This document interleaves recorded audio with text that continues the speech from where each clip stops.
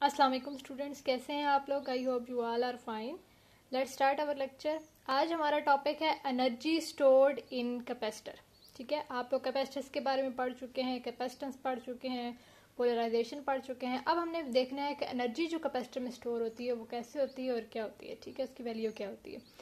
तो ये मैंने बनाया एक पैरेलल प्लेट कैपेसिटर। ठीक है, ये मैं आप लोगों को कई दफ़ा एक्सप्लेन कर चुकी हूँ, एक दफ़ा दोबारा बता देती हूँ कि जैसे ही हम लोगों ने इस कैपेसिटर की प्लेट्स को बैटरी के साथ कनेक्ट करते हैं तो चार्जिंग स्टार्ट हो जाती है। चार्जिंग कैसे स्टार्ट होती है कि यहाँ से सारे के सारे नेगेटिव चार्जेस जो होते हैं इस प्लेट से ट्रांसफ़र हो जाते हैं इस प्लेट पे। तो ये प्लेट पॉजिटिवली चार्ज हो जाती है, ये प्लेट नेगेटिवली चार्ज हो जाती है। ठीक है, अब ये देखें, एक पॉजिटिव है मीन्स हाइयर पोटेंशियल होगा, ये नेगेटिव है मीन्स लोअर पोटेंशियल होगा। पॉजिटिव को हम लोग हाई पोटेंशियल लेते हैं। ठीक है, तो इन दोनों के दरमियान कोई ना कोई पोटेंशियल डिफरेंस होगा। ठीक है, तो मीन्स जब ये चार्ज अप हो जाते हैं तो उनके दरमियान पोटेंशियल डिफरेंस सेटअप हो जाता है V, जितना इस बैटरी का पोटेंशियल है। ठीक है जी, ये पहले मैं आप लोगों को प्रीवियस लेक्चर्स में काफ़ी दफ़ा बता चुकी हूँ। ठीक है जी, तो अब हम देखते हैं कि एनर्जी जो स्टोर्ड होती है कैपेसिटर में उसकी क्या वैल्यू आती है। ठीक है, तो पहले आपके पास जब कैपेसिटर अनचार्ज है, ठीक है, जब चार्जिंग प्रोसेस स्टार्ट नहीं हुआ उस टाइम पे पोटेंशियल डिफरेंस कितना होगा, 0। ठीक है, 0 वोल्ट्स होगा। और जब हम लोगों ने कैपेसिटर को चार्ज कर दिया मींस हमारे पास दोनों प्लेट्स पे एक पे पॉजिटिव क्यू चार्ज आ गया, एक पे नेगेटिव क्यू चार्ज डिपॉजिट हो गया, तो उस टाइम पे जो पोटेंशियल डिफरेंस होगा वो हो जाएगा V वोल्ट्स। ठीक है जी, पहले 0 था फिर आ गया V। अब हम लोग क्या करते हैं, हम लोग एवरेज वैल्यू कैलकुलेट कर लेते हैं। ठीक है, पोटेंशियल डिफरेंस की एवरेज वैल्यू कैलकुलेट कर लेते हैं। तो एवरेज वैल्यू को आपको पता है पैरेंथेसिस में लिखते हैं। ठीक है, इस फॉर्म में लिखते हैं। तो एवरेज क्या होती है, sum of all values divided by number of values. तो सम ऑफ ऑल वैल्यूज कितनी, दो वैल्यूज ही है ना, एक 0 है आपके पास और एक V है। तो 0 + V डिवाइडेड बाई 2, तो ये क्या बन जाएगा 1/2V। ठीक है, या V/2। तो ये आपके पास चार्ज कैपेसिटर की एवरेज वैल्यू आ गई पोटेंशियल डिफरेंस की। ठीक है जी, अब आपको पता है पोटेंशियल डिफरेंस होता क्या है। पोटेंशियल डिफरेंस वाले टॉपिक में पीछे आप लोगों को प्रीवियस किसी वीडियो में मैंने बताया है कि पोटेंशियल डिफरेंस क्या होता है, work done per unit charge. कि आप एक यूनिट चार्ज पे कितना वर्क डन करते हैं वो होता है पोटेंशियल डिफरेंस। ठीक है, W/Q। अगर यहाँ से आप W की वैल्यू फाइंड आउट करें वर्क डन की, Q उधर जाके मल्टीप्लाई हो जाएगा, तो ये आ जाती है W = Q × V।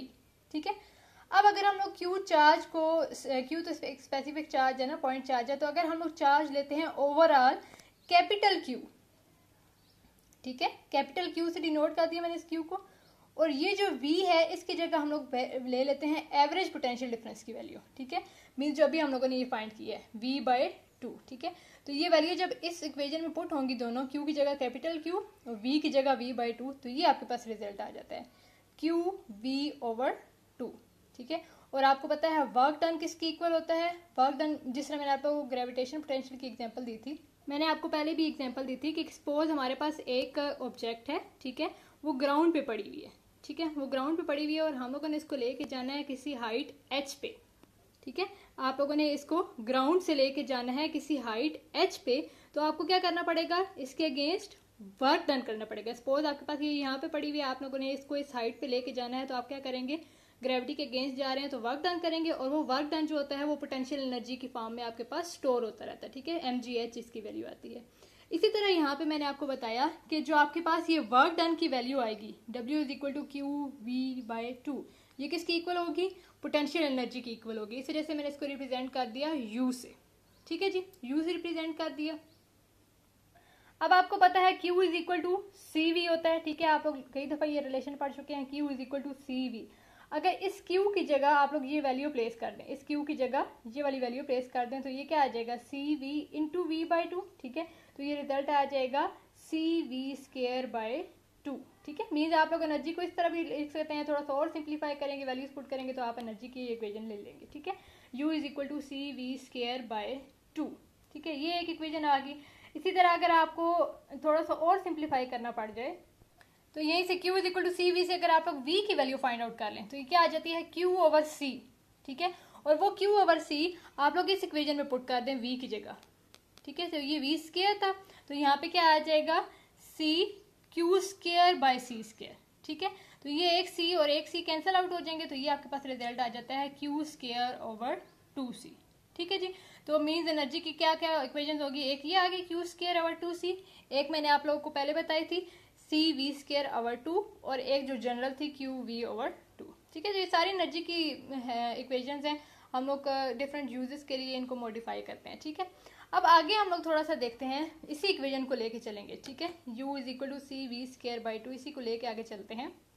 आपके पास एनर्जी जो स्टोर हो रही है इलेक्ट्रिक फील्ड में, उसको देखते हैं। ये आपके पास रिलेशन है E is equal to V over D potential gradient से, जो आप लोगों को मैं पढ़ा चुकी हूँ। E is equal to V over D, ये पोटेंशियल ग्रेडियंट से रिलेशन आया।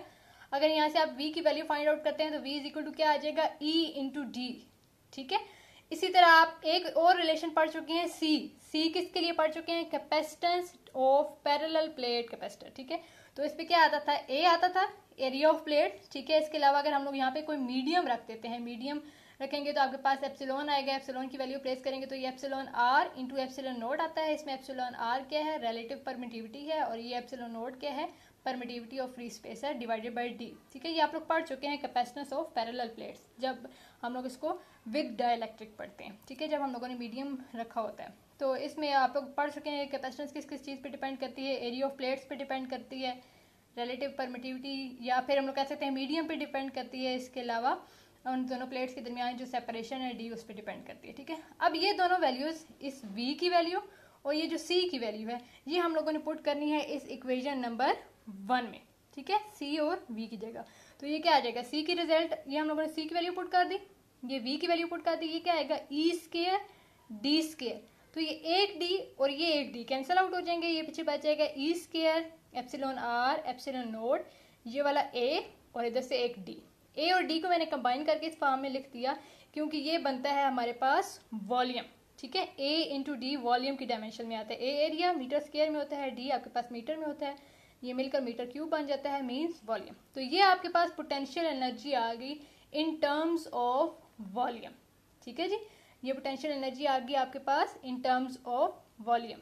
अच्छा, यहाँ पे ये देखें स्टूडेंट्स, मैं ये 1/2 डालना भूल गई थी। ठीक है, आपके पास जो वैल्यू थी U is equal to 1/2 C V square था, C और V की वैल्यू प्लेस करेंगे तो ये 1/2 साथ में आएगा। ठीक है, अब हम लोगों ने नेक्स्ट देखना है, इसके साथ एक और टर्म है एनर्जी डेंसिटी। ठीक है, एनर्जी डेंसिटी क्या होती है जी, एनर्जी डेंसिटी होती है एनर्जी पर यूनिट वॉल्यूम। ठीक है, स्मॉल u से इसको रिप्रेजेंट करते हैं एनर्जी डेंसिटी को, एनर्जी पर यूनिट वॉल्यूम। ठीक है, और एनर्जी आपके पास पोटेंशियल एनर्जी थी, means potential energy per unit volume. ये V वॉल्यूम को रिप्रेजेंट कर रहा है, U पोटेंशियल एनर्जी को रिप्रेजेंट कर रहा है। पोटेंशियल एनर्जी की आप लोग ये वैल्यू अभी फाइंड आउट कर चुके हैं, 1/2 E square epsilon R epsilon naught into V। इसमें V वॉल्यूम था। ठीक है, ये जब यहाँ पे वैल्यूज प्लेस करेंगे E square epsilon R epsilon naught V over 2V, तो ये V और ये V कैंसिल आउट हो जाएंगे, तो ये आपके पास एनर्जी डेंसिटी का रिलेशन आ जाता है। ठीक है, 1/2 epsilon R epsilon naught E square. ठीक है जी, तो यहाँ पे आपका टॉपिक एंड होता है। आप लोगों ने इस टॉपिक में पढ़ा एक तो एनर्जी, ठीक है, energy stored in a capacitor, इसके अलावा आप लोगों ने पढ़ा एनर्जी डेंसिटी।